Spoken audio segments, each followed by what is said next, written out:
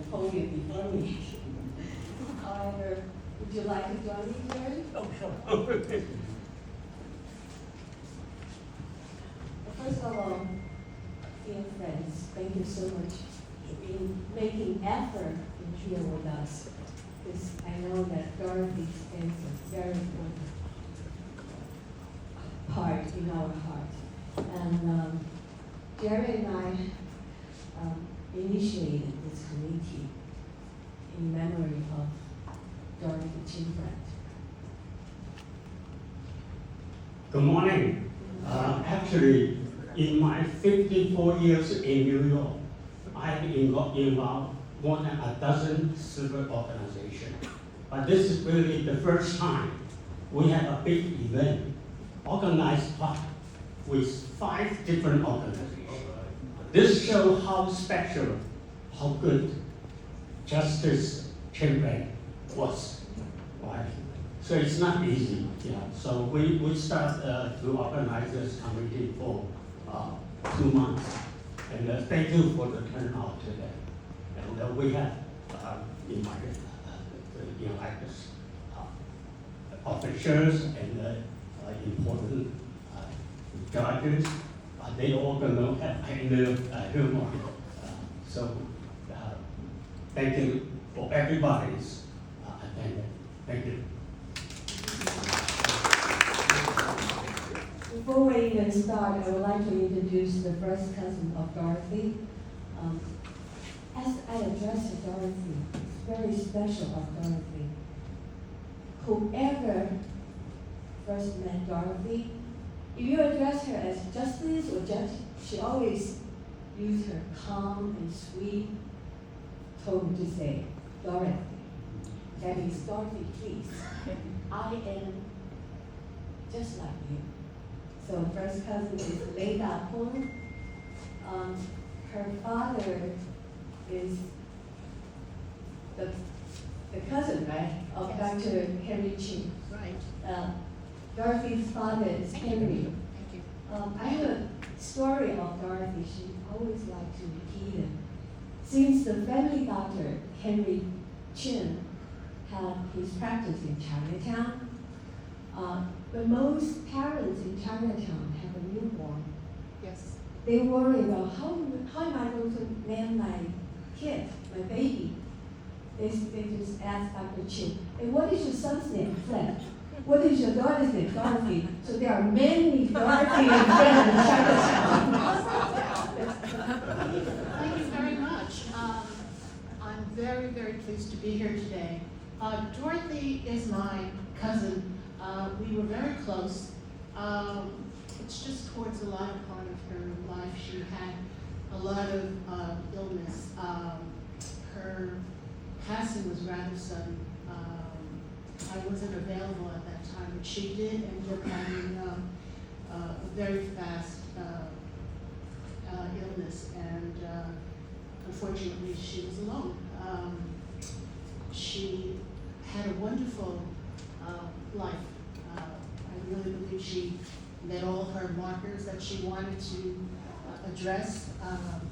We were kids in very many ways, close, but she went on to do those things that she wanted to do. She went on to Harvard, she went on to law school, she went on to meeting those challenges that she wanted. But towards the end of her life, we were very close in terms of doing those things that as cousins do.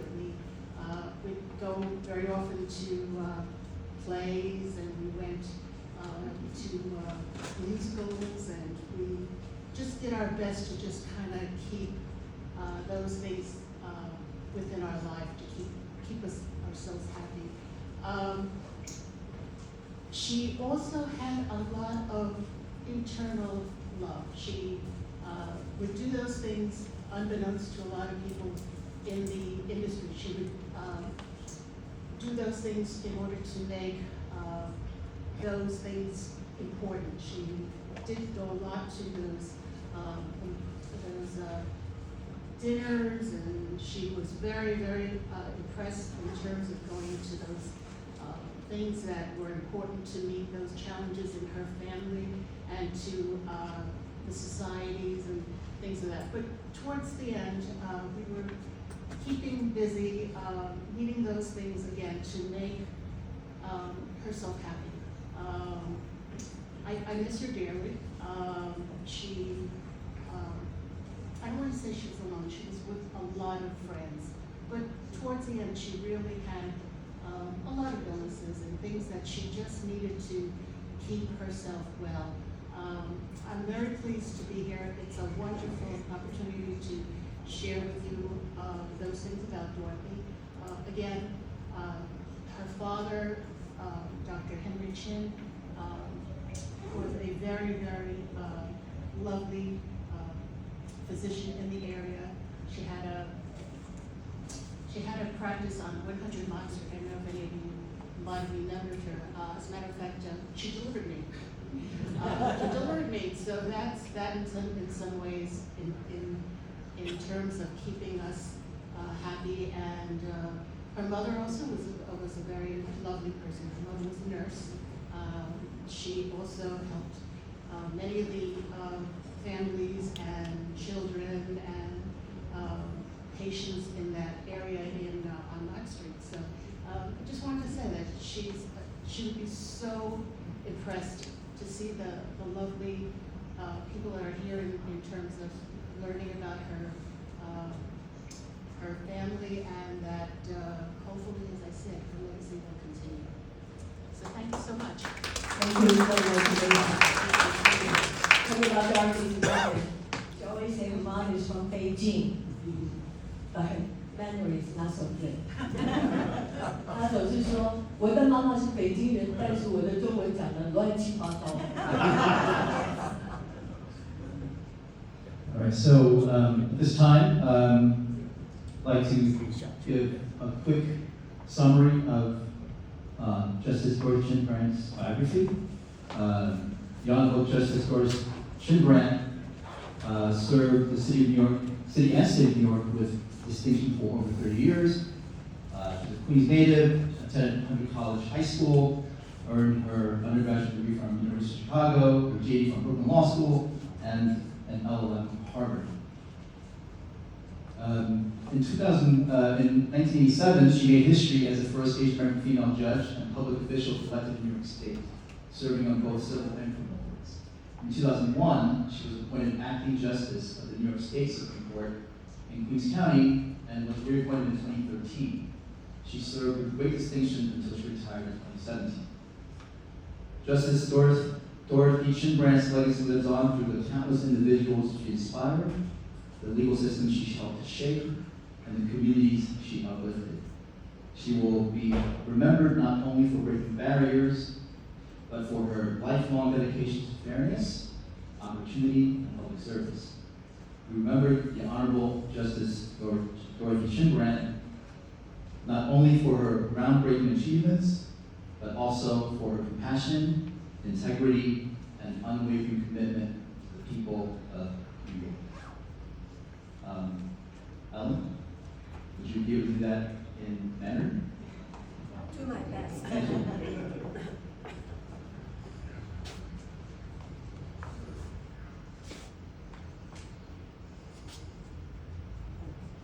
All right.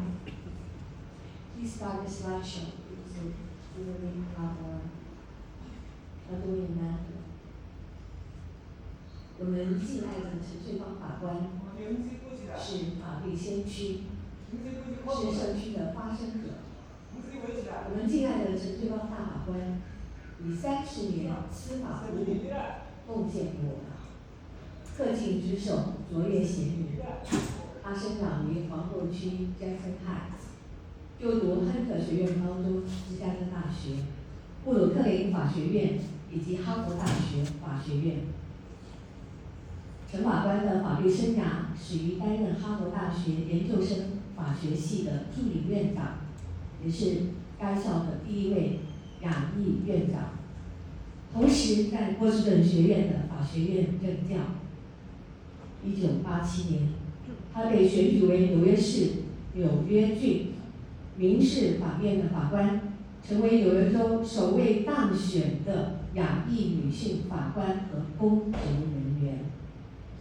并曾在纽约市民事法庭和刑事法庭担任法官，写下了华裔在美国的历史。这个时候应该掌声鼓励。于2001年被任命为纽约州最高法院皇后区代理法官之后，2013年再次获得任命。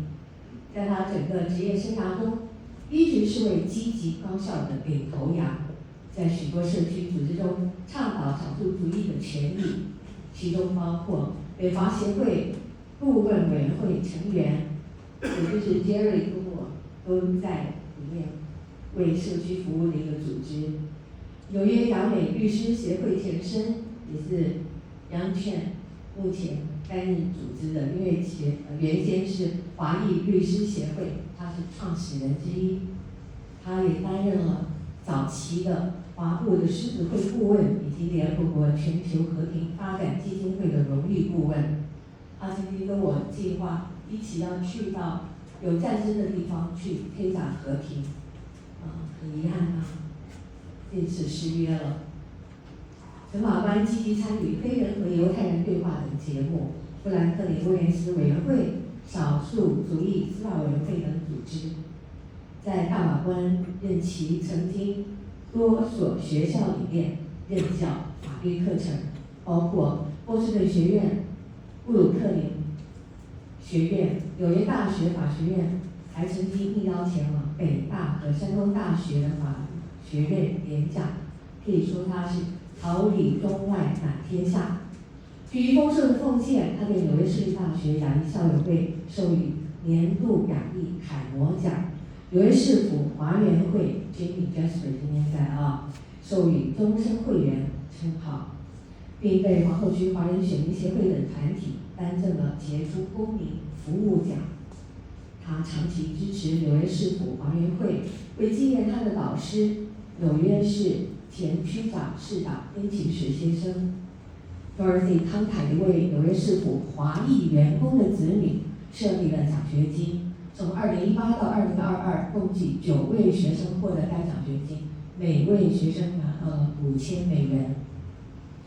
除了在司法界开创新的职业生涯外，他终身致力于社区服务，曾在多个组织内担任义工，专注亚裔政治参与和种族平等的议题，始终意识到她是身为亚裔，特别是女性在司法系统的特殊地位，所以责无旁贷，并且把这个目标视为她的终身使命。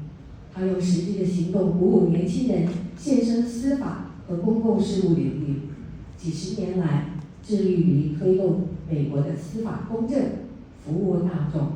他对司法和社区的无私奉献，以及对司法系统和亚裔社区的巨大贡献，促使我们这么多重要的几个社团今天在这里隆重举办他的追思会，以缅怀他作为华裔、亚裔、少数族裔参政先锋的传奇。谢谢。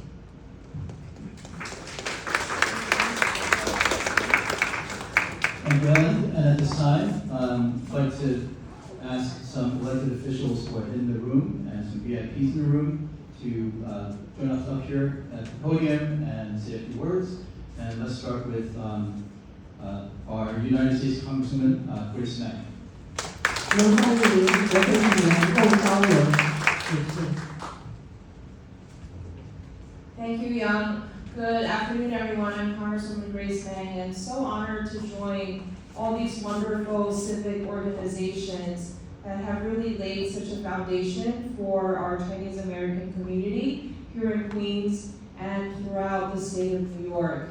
Judge Dorothy Chin Brand was such a fixture in our community. She was the first Asian elected official, even before the days of John Liu, that I would see when you're going to local events, in the community, and you didn't see anyone that was elected that looked like us or shared similar background and experiences with us. But Judge Dorothy Chin Brand was always there. And so really appreciated how professional she was, how humble she was, and her story, her trailblazing story, has paved the way for so many that come after her.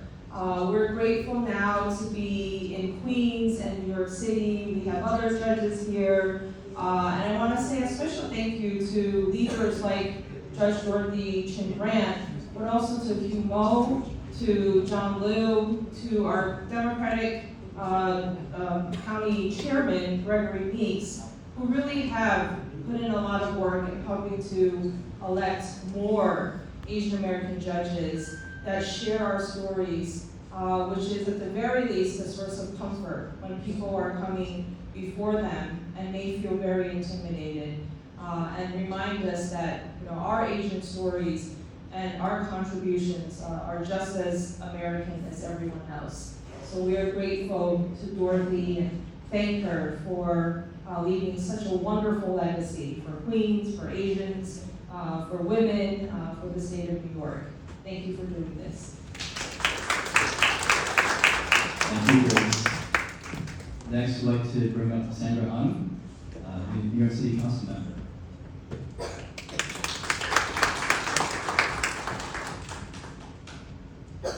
Good afternoon, I'm Councilman Sandra Ong. I represent this district here, but moreover, I really have the honor and pleasure of knowing Justice Dorothy Chin Grant.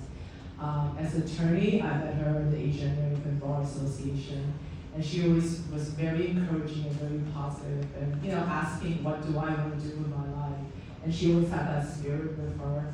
And after I worked in the government sector, I've seen her at many community events, which is demonstrated by the slideshow right here. She was truly committed to this community, and she came out whenever she can to help the community, to help the people in the community. And also, just to say, she's a trailblazer. It's not easy as an Asian female getting elected anywhere.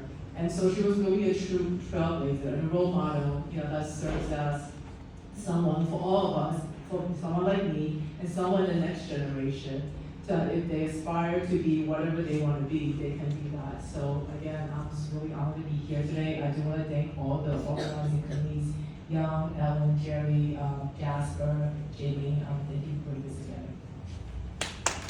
Thank you, Sandra. Next, another distinguished elected official. So we'd like to call up Rosemary Chow, Deputy Bureau Chief from the Queens County District Attorney's Office.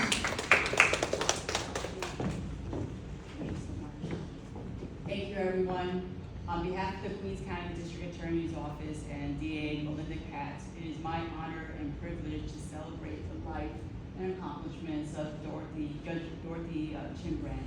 When I started in the Queens DA's office in the class of 2000, I remember walking into her court parlor the first time, which was AP6W50.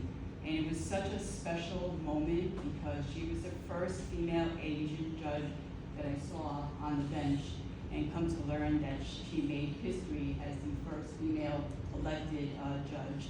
So it was just pretty special to be in the company of such an amazing trailblazer. And as young attorneys, we got to really know Judge Chin Grant after she retired.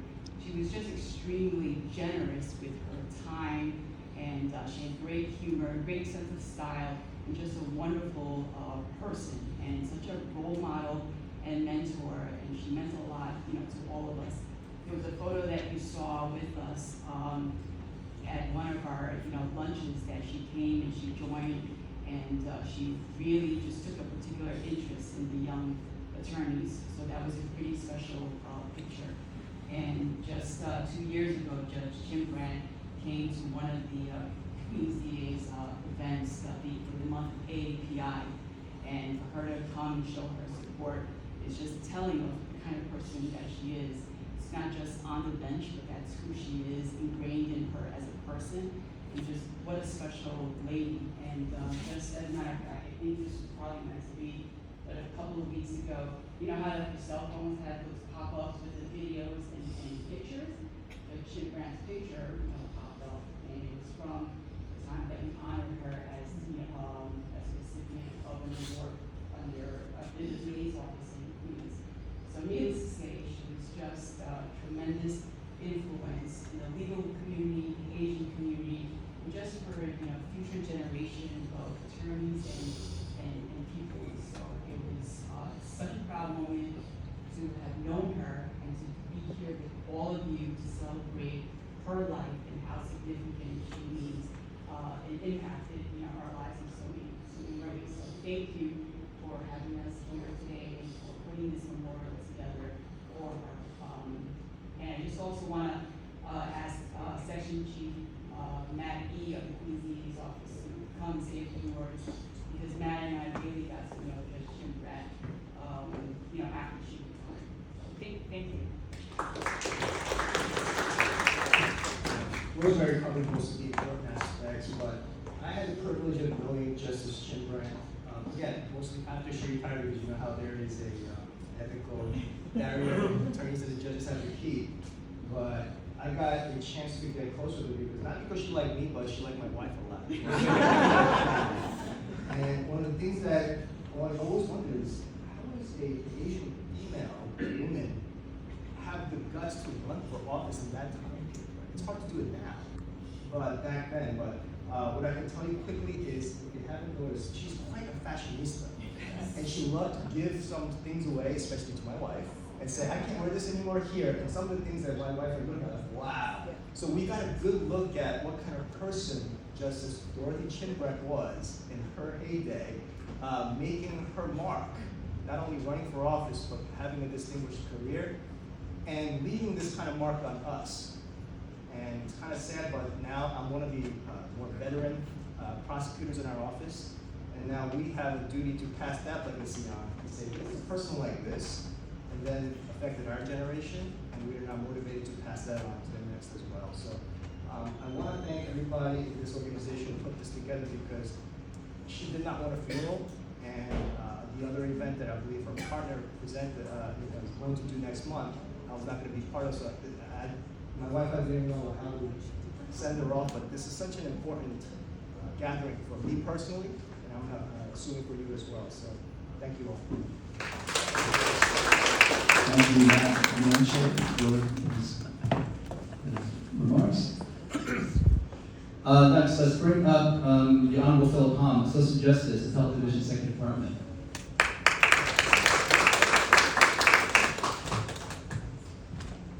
Thank you very much, Sean, and thank you, Ellen, for organizing this. Ellen is also an old friend, and I mean, she's younger than me, so but we've known each other for almost 30 years now, right? And it's hard to believe that time just flew by like that. But of all the people who spoke, I guess I'm one of the direct beneficiaries of Judge Chin Grant. I mean, she became a judge in 1987. I was a sophomore in high school when she became a judge, and I still live in Manhattan. And I was actually involved a little bit in judicial politics in Manhattan. I was judicial delegate, and I can tell you, when I was a judicial delegate in the late '90s and early 2000s in Manhattan, becoming a judge was really tough. Even if you were a Caucasian man, so you can imagine what she went through in 1987. When there were no Asian judicial delegates, there were no other.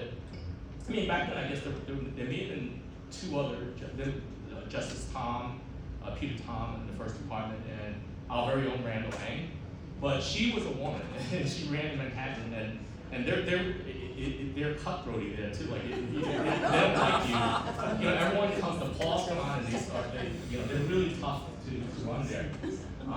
So I'm on the appellate division, which is the appellate court, and it was because of pioneers like Justice Chin Grant that I was able to get there. They say when you're a judge, it's not supposed to be political, but actually it is very political. And I got here because of her and other pioneers like Congresswoman Meng, who put in a couple of good words for me, and of course John Liu, who I worked with. Ellen and I worked on his campaigns, in 1997 and in 2001. And that's when I actually first met her. She's from Jackson Heights, and I was at the St. Patrick's Day parade for all, and she was marching in that parade. And I had no idea who she was, and then someone said, "Oh, she's a judge." So as many people have said before, there were no Asian American elected officials back then, so I ran up to her and I said, "I'm working with this young guy named John Liu, who's running for city council." And she looked at me, she looked at my card, and she just kind of gave me a thumbs up, and it was good. And Ellen was also from that neighborhood, there really are no words to describe what she did to help open up the door for other Asian American judges. Like if you look now, as Councilman Mann said earlier, our chairperson, he's made it a personal mission of his to appoint Asian American judges, not only East Asians, but also South Asians. So Queens, I'm proud to say, there's a lot of work to go, but there are a lot of Asian American, well not a lot, but there are Asian American judges, in the judiciary. And it was because of people like Dorothy Chin Grant that opened the door for all of us. So we owe a debt to her that we can never repay. And thank you very much. Thank you, Justice Khan. And before I bring up the next speaker, I'd like to acknowledge and thank the Honorable Michelle A. Johnson, the Administrative Judge, Queens County Supreme Court Criminal Court, for joining us. Thank you, Judge. And I'd like to bring up to speak, to say a few words, the Honorable Deborah Mullica, retired, who was the former supervising judge who worked directly with the Honorable Dorothy Chin Grant. So, Judge Mullica, please come.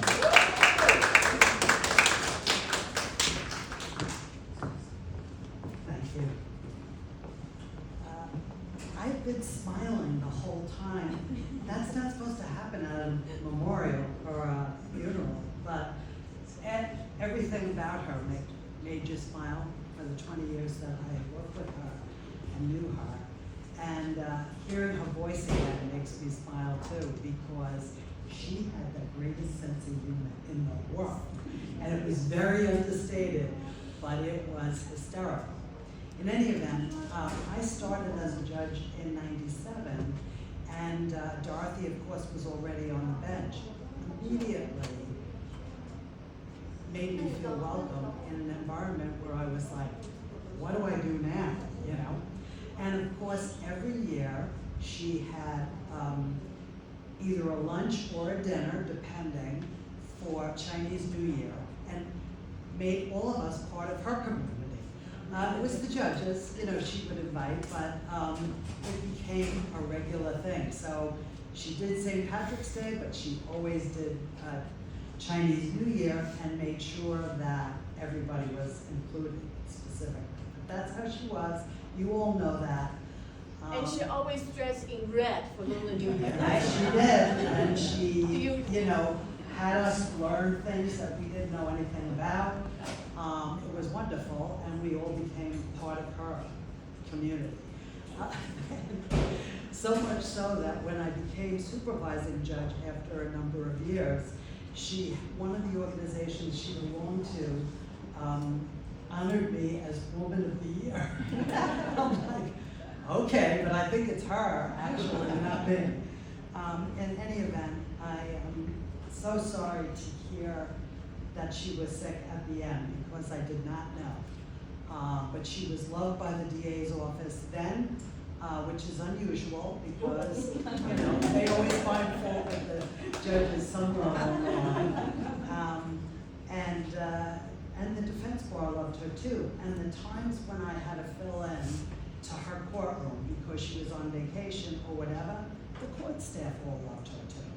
And not only that, she had it running like a clock, and it was difficult because they were all serious cases, they were all felonies in the last number of years that she handled that part, and it ran like a clock. Whenever any other judge sat in there, they just did it the way she did it, because that's what the court staff did. In any event, she will live on with all of us, I can tell just by listening to people, and that's certainly how I feel. So thank you very, very much for doing this, because I'm still smiling. So am I.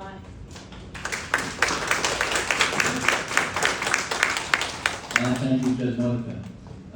We have one more speaker. At this time, let me bring up Hugh Mo, founder and principal of the law firm of Hugh H. Mo, PC. Hugh?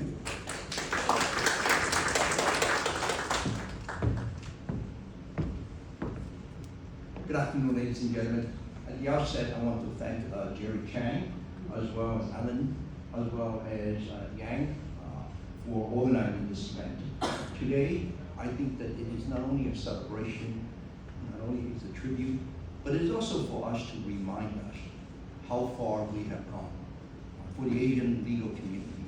I still remember, because I'm part of Dorothy's generation, I still remember back in the early 80s, when I first met Dorothy after she came back to New York after spending a few years in Boston as the assistant dean at Harvard Law School. I remember at that time, in the judiciary, there were only 3 members of Asian Americans in the judiciary. You have Peter Tom, who was a housing court judge, and then you have Randy Ng, who was appointed by Mayor Koch in 1983 as a criminal court judge. And then we also have a law secretary, Richard Wong, for a civil court judge. So there were the only 3 of them who are members of the judiciary. And I, myself at the time, was an assistant DA in Manhattan. So Asian Americans were not part of the legal landscape. In fact, back in the early 80s, if you want to have a dinner at a Chinese restaurant of a table of 10, you cannot even fill it with lawyers. There's no joke that Dorothy has said to me, that Chinese lawyers could not even, all the Chinese lawyers in New York could fit into a phone booth. So those of you who are old enough to remember, there were such a thing called a telephone booth. And I recall that at that time, it was a very small legal community. The 6 or 7 lawyers that were practicing in Chinatown, they all were veterans of World War II, came back after the war on the GI Bill to go to law school, and then they were not able to get jobs outside of the Chinese community. So a number of these names are indelible in my mind. They practice in the Chinese community, doing house closing, restaurant closing, or minor civil matters.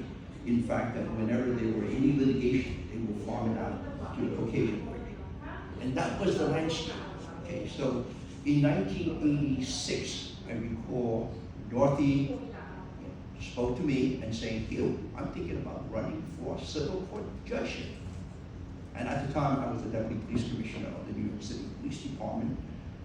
So at that point, I had some inkling of the judicial process. And I recall I told her, and I said, are you getting the party's support? She said, no, I'm not. Do you have a political base?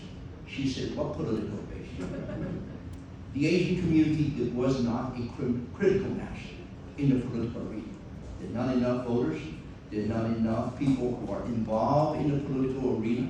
As we all know, even as of today, judges are product of the political process. As we know, especially in the city of New York. So she was very intrepid. She said to me, Hugh, what do I have to lose? I'm going to run. She said, I want to run. And I said, well, you have people to help you.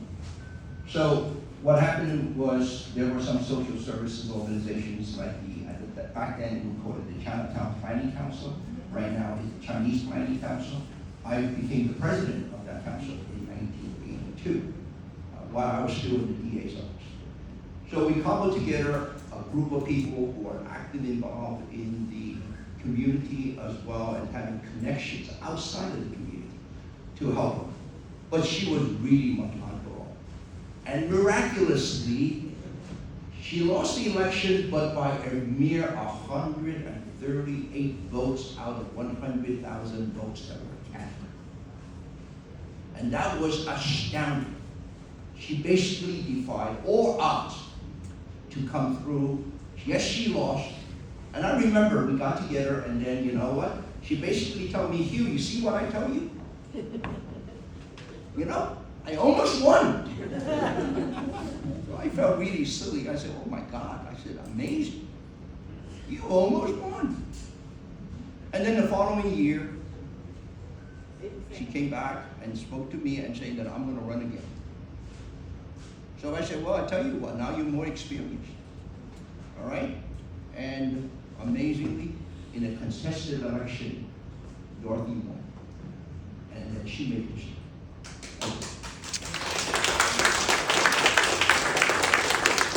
And I think that she made history not just for herself, becoming the first Asian American elected to a position in the state of New York as a judge.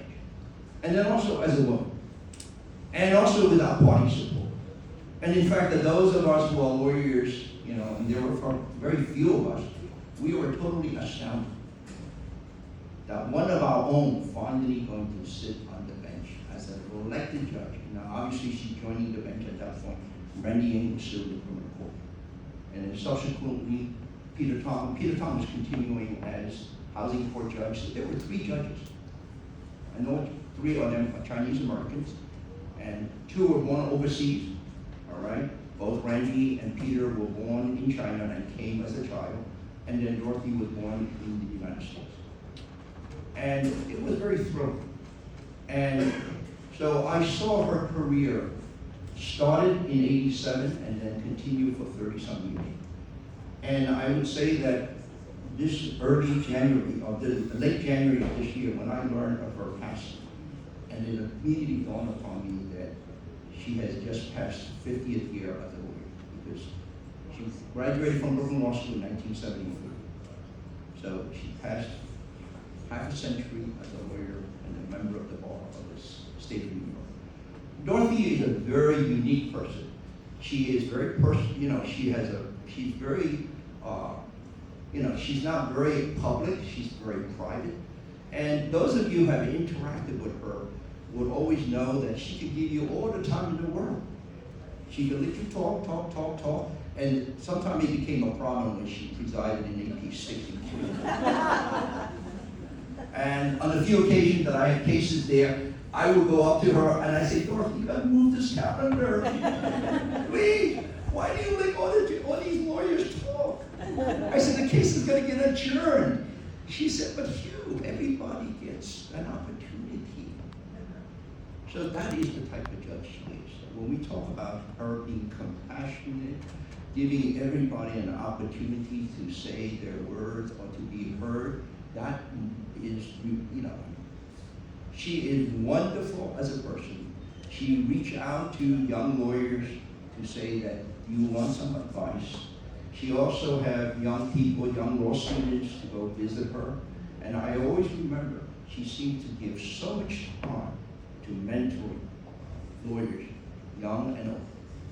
And so today, I think that we are not only celebrating her legacy, we are also celebrating the fact that we Asian Americans have come pretty far. My understanding is there are 60-some Asian American judges in the state of New York, and then we still have a long way to go. Yeah. I am delighted that we have 2 Asian Americans who are running for civil court in Queens County this June, and one is Eve Gillibrand, and then the other one is Sheridan Chu. And I'm also very delighted that recently that I was asked to support both of them. And both of them are also being endorsed by the Honorable Grace Mann, as well as the infamous John Luke. And I want you to know that all of us should be aware. We're not just seeking representations for Asian Americans on the bench. As we all know, in order to have the judiciary to have legitimacy in the community, it has to reflect the population. And I have gone through lawyering for 49 years. Every time I walk into a courtroom, if I see an African American judge, I go up, if I get a chance, to say I am so proud of you. Or the Hispanic, or someone who comes from overseas. And despite all the obstacles, they made it to the bench. And I think that that is so important. And so today, we are here to see to it that the legacy of Dorothy Chin Moran will continue. And I hope that all of you here will do your parts to continue this legacy. Thank you. Thank you, Q. Actually, don't go away. Don't go to Q. Don't go away. We're actually going to ask all the elected officials and VIPs to come join us at the stage for a photo opportunity. So we need Grace and Sandra and Rosemary and Young Jae. Judge Johnson, Judge Monica, please come join us at the stage for a group photo. So we'll start with the elected officials and then we'll bring the I know more about you from your life. And we do have actually several members of the judiciary in the room as well.